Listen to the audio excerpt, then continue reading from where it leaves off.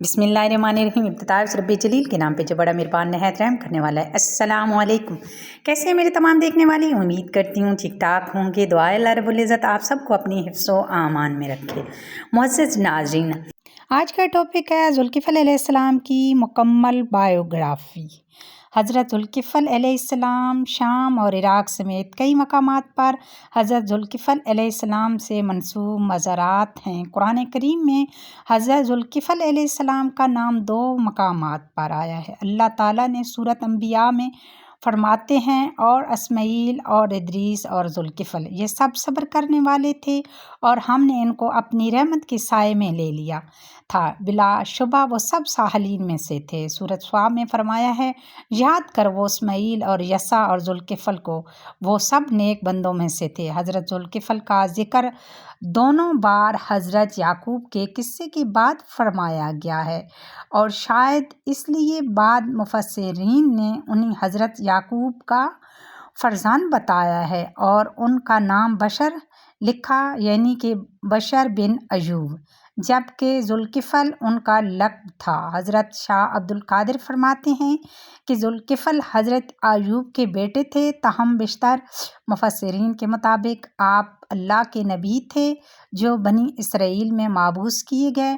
शुरू में हज़रत यसा के खलीफा थे, बाद में नबुव्वत से सरफराज फरमाए गए। हदीस मुबारका में आपसे मुतल्लिक़ कुछ भी मनकूल नहीं। तौरात और अंजील भी तफसील देने से कासिर हैं। सैरो तफरीख में भी सक़ावत का आलिम है।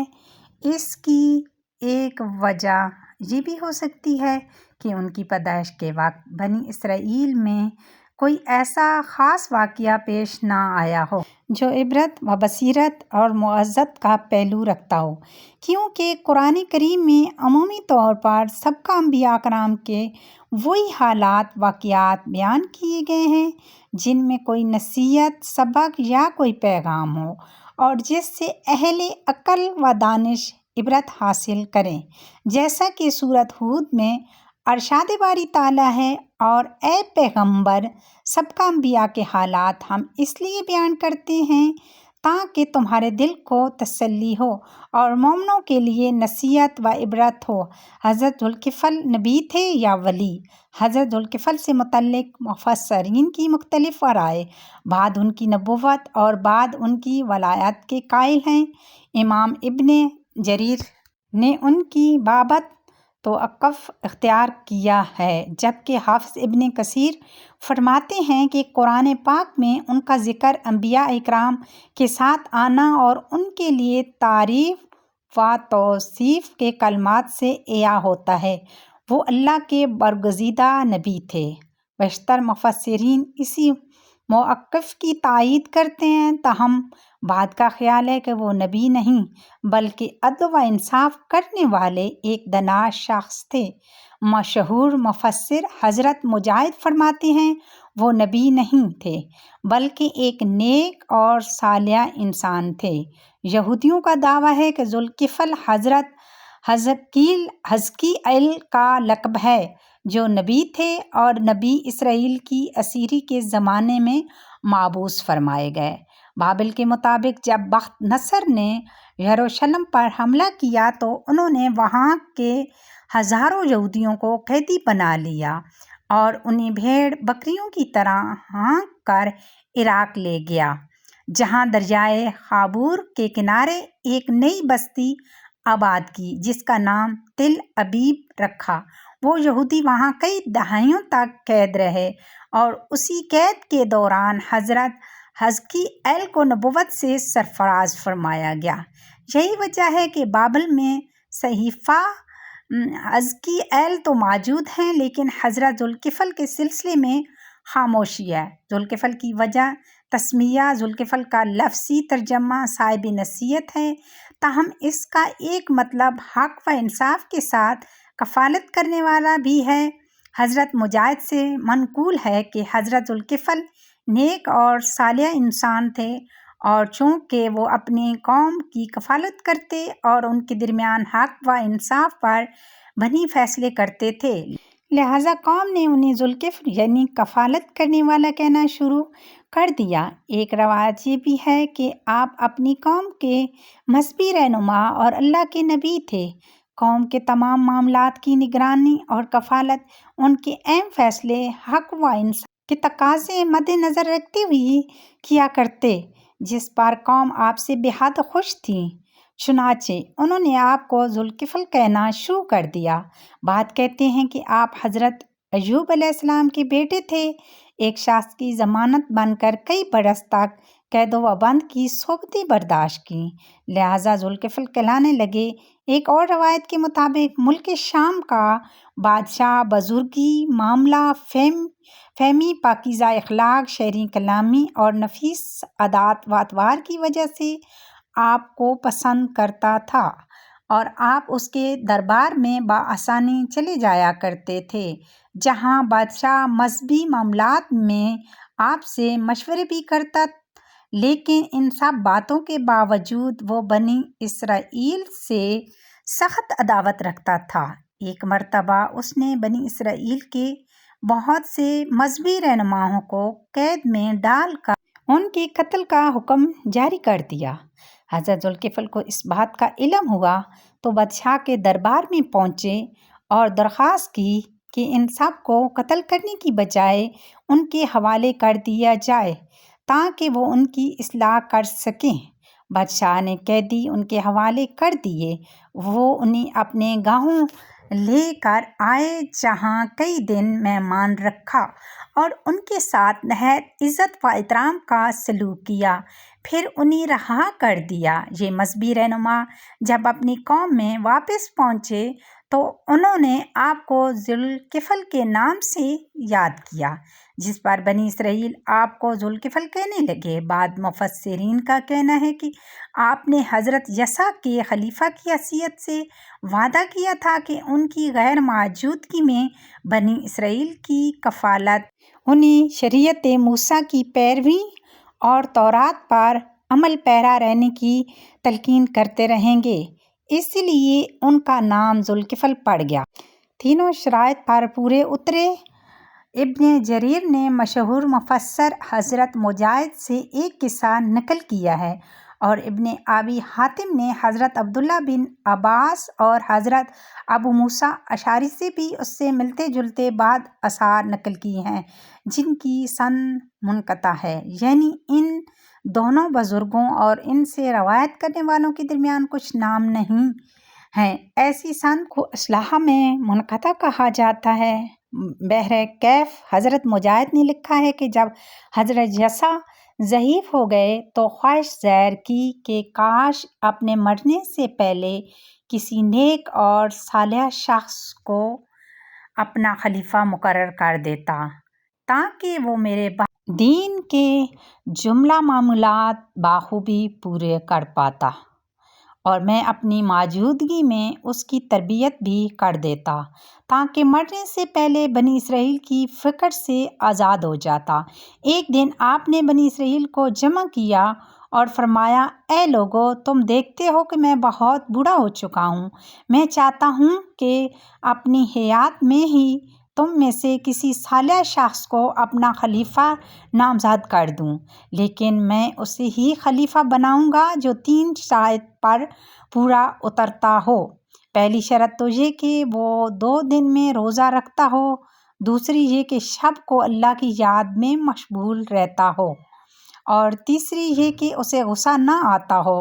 اہل مجلس پر سکوت طاری تھا کہ اچانک دور کونے میں بیٹھا ایک عام سا آدمی کھڑا ہوا اور بولا، میں آپ کی تینوں شرائط پر پورا اتروں گا۔ حضرت یسع نے اپنی شرائط دہراتے ہوئے پوچھا، کیا تم تینوں پر پورا اترتے ہو؟ اس نے جواب دیا، جی ہاں۔ آپ نے کوئی جواب نہیں دیا اور مجلس دوسرے روز تک کے لیے برخاست کر دی گئی۔ اگلے دن حضرت یسع نے پھر اپنا سوال دہرایا۔ مجمع خاموش تھا۔ وہی شخص کھڑا ہوا اور بولا، میں آپ کی شرائط پر قائم رہنے کا عہد کرتا ہوں۔ لہٰذا حضرت یسع نے انہیں اپنا خلیفہ بنا لیا اور وہ شخص حضرت ذوالکفل تھے۔ ابلیس کی ناکامی، ابلیس مجلس کے ایک کونے پر بیٹھا یہ سب دیکھ رہا تھا۔ اس سے برداشت نہ ہو سکا، چنانچہ اپنے کارندوں کو حکم دیا ذوالکفل کو راہ راست سے ہٹانے کی بھرپور کوشش کرو، لیکن جلدی وہ سب ناکام ہو گئے۔ تو پھر ابلیس نے یہ کام خود اپنے ذمہ لے لیا۔ حضرت ذوالکفل کا دوپہر کو تھوڑی دیر قیلولے کا دستور تھا۔ ایک دوپہر ابلیس بوڑھے فقیر کے بھیس میں نہایت پرگندہ حالت میں حضرت ذوالکفل کے مکان پر جا پہنچا۔ ابھی آپ اپنے بستر پر آرام کی غرض سے لیٹے ہی تھے کہ ابلیس نے دروازہ کھٹکھٹایا۔ آپ نے پوچھا، کون ہے؟ ابلیس بولا، میں ایک مظلوم ناتوان بوڑھا ہوں اور آپ کے پاس انصاف کے لیے حاضر ہوا ہوں۔ آپ نے دروازہ کھولا تو ایک کمزور اور ضعیف شخص کو کھڑا پایا۔ آپ نے اس سے بات بھی نہ کر پائے تھے کہ شیطان نے اپنی قوم کے ظلم و ستم کی ایک درد بھری جھوٹی داستان سنانی شروع کر دی اور اسے اتنا طویل دیا کہ حضرت ذوالکفل کی آرام کا وقت نکل گیا اور شام ہونے لگی۔ آپ اس بوڑھے کا انتظار کرتے رہے لیکن وہ نہ آیا۔ صبح کی مجلس میں پھر آپ کی نظریں بوڑھے کو تلاش کرتی رہیں، لیکن آپ دوپہر کو جیسی ہی بستر پر محو آرام ہوئے دروازے پر دستک ہوئی۔ دروازہ کھولا تو پھر بوڑھے کے روپ میں شیطان موجود تھا۔ آپ نے نہایت نرمی سے کہا، تمہیں مجلس عدالت میں بلایا تھا مگر نہیں آئے۔ بوڑھے نے بڑی لاچارگی سے کہا، اے خلیفہ، میری قوم بڑی خبیث ہے۔ انہیں جب پتہ چلا کہ آپ مجلس میں فیصلہ کریں گے تو ڈر گئے اور مجھ سے میرا حق دینے کا وعدہ کر لیا، لیکن ابھی جب میں ان کے پاس گیا تو وہ وعدے سے مکر گئے۔ حضرت ذوالکفل نے کہا، اچھا ٹھیک ہے، آج شام آ جانا تاکہ تمہارا حق تمہیں دلایا جا سکے۔ اس دوپہر پھر بوڑھے نے آپ کو باتوں میں لگا کر کرنے دیا۔ شام کو آپ اس کے منتظر رہے لیکن وہ نہ آیا۔ 2 دن تک آرام نہ کرنے کی وجہ سے آپ پر نیند کا شدید غلبہ تھا، چنانچہ تیسرے دن دوپہر کو نیند نے آپ کو عاجز کر دیا تو گھر والوں سے کہا، آج قیلولے کے وقت دروازہ ہرگز نہ کھولیں۔ تاہم آپ بستر پر دراز ہی ہوئے تھے کہ وہ بوڑھا پھر موجود ہوا اور دستک دی۔ اہل خانہ نے کہا، خلیفہ کا حکم ہے، دروازہ نہیں کھلے گا۔ بوڑھے نے کہا، میں 2 دن سے اپنے معاملے کے لیے آ رہا ہوں، مجھے خلیفہ نے آج دوپہر خود بلایا ہے، لیکن گھر والوں نے دروازہ نہیں کھولا۔ بوڑھے نے کچھ دیر تو توقف کیا، پھر اپنی شیطانی عمل سے گھر کے اندر داخل ہو گیا اور کمرے کے دروازے پر دستک دینے لگا۔ آپ نے جب دروازہ کھولا تو سامنے بوڑھے کو کھڑے دیکھا۔ اس پر آپ نے گھر والوں سے کہا، میں نے تو منع کیا تھا کہ آج دروازہ نہ کھولنا۔ گھر والوں نے جواب دیا، اللہ کی قسم ہم نے دروازہ نہیں کھولا، آپ دیکھ سکتے ہیں کہ سب دروازے اور کھڑکیاں بند ہیں۔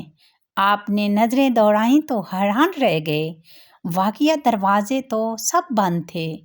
اب جو آپ نے غور سے بوڑھے کو دیکھا تو حقیقت حال عیاں ہو گئی۔ آپ نے اسے مخاطب کر کے فرمایا، اے اللہ کے دشمن، کیا تو ابلیس لعین ہے؟ وہ بولا، ہاں میں ہی ابلیس ہوں۔ آپ نے پہلے میرے چیلوں کو عاجز کیا، وہ آپ کو قابو نہ کر سکے اور اب مجھے بھی تھکا دیا۔ میں چاہتا تھا کہ آپ کو غصہ دلا کر غضبناک کر دوں اور ایفائے عہد میں ناکام بنا دوں، مگر افسوس کہ میں خود ہی ناکام رہا۔ خلاصہ کلام یہ ہے کہ حضرت ذوالکفل حضرت یسوع نبی کے خلیفہ اور اللہ تعالیٰ کے ولی تھے۔ ہو سکتا ہے ان کے خاص محبوب اعمال کی بنا پر ان کا ذکر انبیاء کرام کے ساتھ کیا گیا ہو، اور اس میں بھی کوئی بعید نہیں کہ شروع میں وہ حضرت یسوع کے خلیفہ ہی ہوں، پھر حق تعالیٰ نے انہیں منصب نبوت عطا فرما دیا ہو۔ वफ़ात और मज़ार इमाम तबरी के मुताबिक हज़रत ज़ुल्किफ़ल ने 75 साल की उम्र में वफ़ात पाई। बाद मुफस्सिरीन ने उनकी उम्र 95 पर तहरीर की है। शाम के दारुल हुकूमत दमिश्क में जबल कासून पर आपका मज़ार है, जहाँ हर साल हज़ारों ज़ायरीन आते हैं। ताहम इराक़ समेत कई और मकामात पर भी आपसे मंसूब मज़ारात हैं। वल्लाह अलम। तमाम दोस्तों से गुजारिश है कि अपनी कीमती आरा से हमें ज़रूर आगाह कीजिएगा। वीडियो पसंद आए तो अपने दोस्तों के साथ शेयर कीजिएगा और लाइक भी कर दीजिएगा। दुआ है अल्लाह रब्बुल इज़्ज़त आप सबको अपनी हिफ्ज़ो आमान में रखे और ईमान पे ज़िंदगी दे और ईमान पे ख़ात्मा करें और हमें सही मायनों में सुन्नत पर अमल करने की तौफ़ीक अता फ़रमाए। आमीन सुम्मा आमीन। इसी दुआ के साथ इजाज़त चाहती हूँ। इंशाल्लाह ज़िंदगी रही तो एक नए वाक़यात, एक नई स्टोरी के साथ जल्द होती है मुलाकात। अल्लाह हाफ़िज़।